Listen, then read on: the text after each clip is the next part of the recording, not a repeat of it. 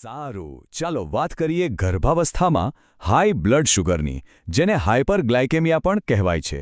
આ આમ તો ખૂબ ગંભીર વિષય છે, પણ સૌથી રસપ્રદ વાત એ છે કે આને મેનેજ કેવી રીતે કરવું એ બધું જ એક વાત પર આવીને અટકે છે કે આની ખબર ક્યારે પડી.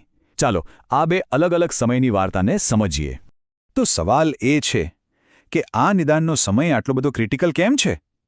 આ કોઈ નાની સૂની મેડિકલ ડિટેલ નથી, પણ માતા અને આવનારા બાળકના સ્વાસ્થ્ય માટે સમજી લો કે જીવન મરણનો સવાલ બની શકે છે. જો વાત એમ છે કે ગર્ભાવસ્થામાં શુગરની સમસ્યાને આપણે બે ભાગમાં વહેંચી શકીએ, અને તેની સારવાર કઈ રીતે કરવી એ એના પર નિર્ભર કરે છે કે એ ક્યારે સામે આવે છે. આ બે એકદમ અલગ રસ્તાઓ છે, અને સ્વાભાવિક છે કે બંનેના પરિણામો પણ સાવ જુદા હોય છે. અને આ આખી વાતનો સૌથી મોટો ટર્નિંગ પોઈન્ટ એક જ સવાલ છે: શું ગર્ભાવસ્થા શરૂ થઈ એ પહેલાંથી જ ડાયાબિટીસની જાણ હતી? આ સવાલનો જવાબ હા છે કે ના, એ જ સારવારની આખી દિશા નક્કી કરી દે છે. તો બસ અહીંથી જ બે રસ્તા છૂટા પડે છે. જો જવાબ હા હોય તો દર્દીને સીધા જ હાઈ રિસ્ક કેરમાં મૂકવામાં આવે છે, પણ જો જવાબ ના હોય તો પછી બીજા જોખમી પરિબળોની તપાસ થાય છે. આ દરેક રસ્તો એક અલગ જ વાર્તા તરફ લઈ જાય છે. તો ચાલો આપણે પહેલી વાર્તાથી જ શરૂઆત કરીએ. તો આવીએ કેસ નંબર 1 પર: પ્રારંભિક ખતરો.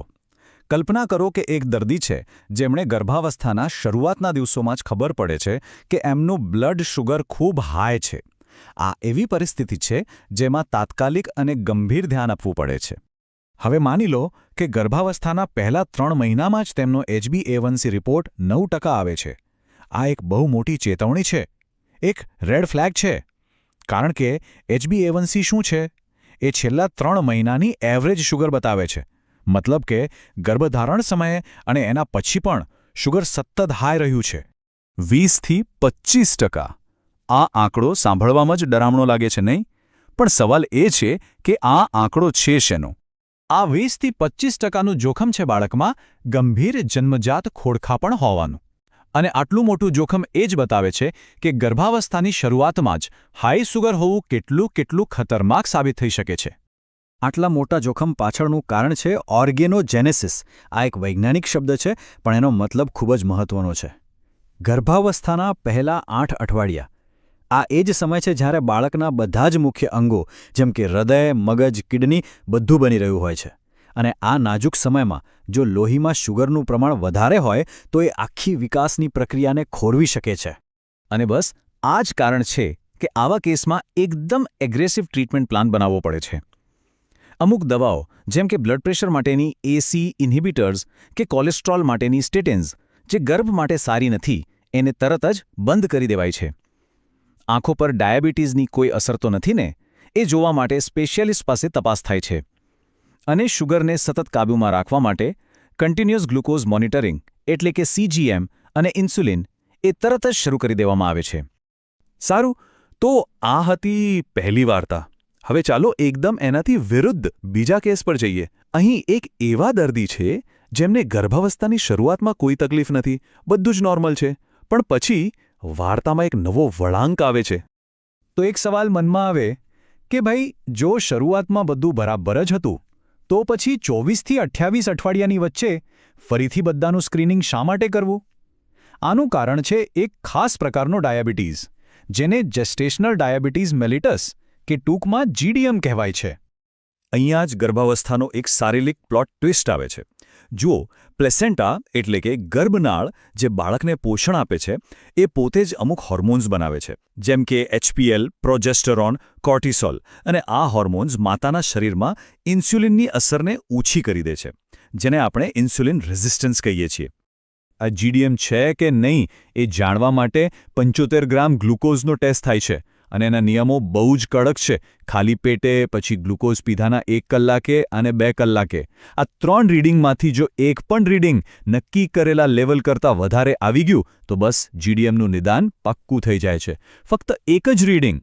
હવે જુઓ, GDMની સારવારની શરૂઆત પહેલાં કેસ જેવી એગ્રેસિવ નથી હોતી. પહેલો સ્ટેપ છે લાઇફસ્ટાઇલમાં ફેરફાર, એટલે કે ખાવા પીવામાં ધ્યાન રાખવું અને થોડી કસરત કરવી. જો આટલું કરવાથી પણ શુગર કંટ્રોલમાં ન આવે તો જ ઇન્સ્યુલિન વિશે વિચારવામાં આવે છે. એટલે તમે જુઓ બંને કેસના એપ્રોચમાં કેટલો મોટો તફાવત છે. તો હવે સવાલ એ થાય કે જો જીડીએમ ગર્ભાવસ્થામાં આટલું મોડું આવે છે અને એનાથી જન્મજાત ખોડ ખાપણનું જોખમ પણ ઓછું છે, તો પછી એનું મેનેજમેન્ટ કરવું આટલું બધું જરૂરી કેમ છે? બાળક માટે એ કેમ મહત્વનું છે? ચાલો ગર્ભાશયની અંદર શું ચાલી રહ્યું છે એ સમજીએ. આખી પ્રક્રિયાને સ્ટેપ બાય સ્ટેપ સમજીએ. પહેલું, માતાના લોહીમાં જે વધારાનું શુગર છે એ પ્લેસેન્ટામાંથી પસાર થઈને બાળકમાં જાય છે. હવે બાળકના શરીરમાં પણ શુગર વધી ગયું, તો એના જવાબમાં બાળકનું સ્વાદુપિંડ એટલે કે પેન્ક્રિયાઝ વધારે ઇન્સ્યુલિન બનાવે છે. અને અહીંયા જ ખરી વાત છે. આ વધારાનું ઇન્સ્યુલિન બાળકના શરીરમાં ગ્રોથ હોર્મોનની જેમ કામ કરે છે અને એના કારણે બાળકનો વિકાસ જરૂર કરતાં વધારે ઝડપથી થાય છે, વજન વધી જાય છે. આ સ્થિતિને જ મેક્રોસોમિયા કહેવાય છે. અને બીજો મોટો ખતરો જન્મ પછી તરત જ ઊભો થાય છે. જેવો બાળકનો જન્મ થાય એટલે માતા પાસેથી મળતો સુગરનો સપ્લાય અચાનક બંધ થઈ જાય. પણ બાળકનું શરીર તો હજી પણ વધારે પડતું ઇન્સ્યુલિન બનાવી જ રહ્યું હોય છે. પરિણામે બાળકના બ્લડ સુગરમાં એકદમથી મોટો અને જોખમી ઘટાડો થાય છે, જેને નિયોનેટલ હાઇપોગ્લાયકેમિયા કહે છે. તો ચાલો હવે આ બંને કેસને, આ બંને વાર્તાઓને સાથે મૂકીને જોઈએ. એમના મુખ્ય તફાવતો શું છે એને ફરી એકવાર પાક્કું કરી લઈએ, કારણ કે આ સમજવું જ આખા વિષયનો સાર છે. તો જુઓ, સૌથી મોટા તફાવત છે સમય અને કારણનો. જે પ્રારંભિક ખતરો છે એ એક એવી સમસ્યા છે જે ગર્ભાવસ્થા પહેલાંથી જ શરીરમાં હતી, જ્યારે જીડીએમ એ પ્લેસેન્ટાના હોર્મોન્સને કારણે ઊભી થયેલી એક ટેમ્પરરી એટલે કે અસ્થાયી સ્થિતિ છે. બંનેના મૂળ કારણ જ એકદમ અલગ છે. અને કારણ કે બંનેના મૂળ અલગ છે એટલે એમના જોખમ અને સારવાર પણ અલગ છે. શરૂઆતના ડાયાબિટીસમાં બાળકમાં જન્મજાત ખોડ ખાપણનું જોખમ ઘણું વધારે હોય છે, એટલે સારવાર તરત જ અને એગ્રેસિવ રીતે કરવી પડે છે. જ્યારે જીડીએમમાં આ જોખમ ઓછું હોય છે અને સારવારની શરૂઆત લાઇફસ્ટાઇલના ફેરફારથી થાય છે. તો આખી વાતનો સારાંશ આ ટેબલમાં જોઈ શકાય છે. ટાઈપ 1 અને ટાઈપ 2 ડાયાબિટીસ જે ગર્ભધારણ પહેલાંથી જ હોય એમાં ખોડ ખાપણનું જોખમ હાઈ એટલે કે ઊંચું હોય છે, જ્યારે જેસ્ટેશનલ ડાયાબિટીસ જે 24 અઠવાડિયા પછી જોવા મળે છે એમાં આ જોખમ લો એટલે કે ઓછું હોય છે. એકદમ સ્પષ્ટ તફાવત. આખરે આ બધી ગાઈડલાઇન્સ, આ બધા પ્રોટોકોલ્સ, એની પાછળનો હેતુ એક જ છે, અને એ છે ગર્ભનું રક્ષણ કરવું જ્યારે તે સૌથી વધુ સંવેદનશીલ હોય.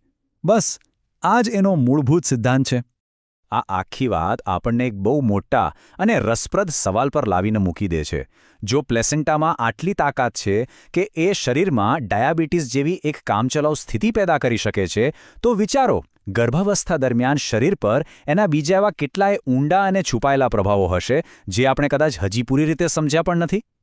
ખરેખર વિચારવા જેવો સવાલ છે.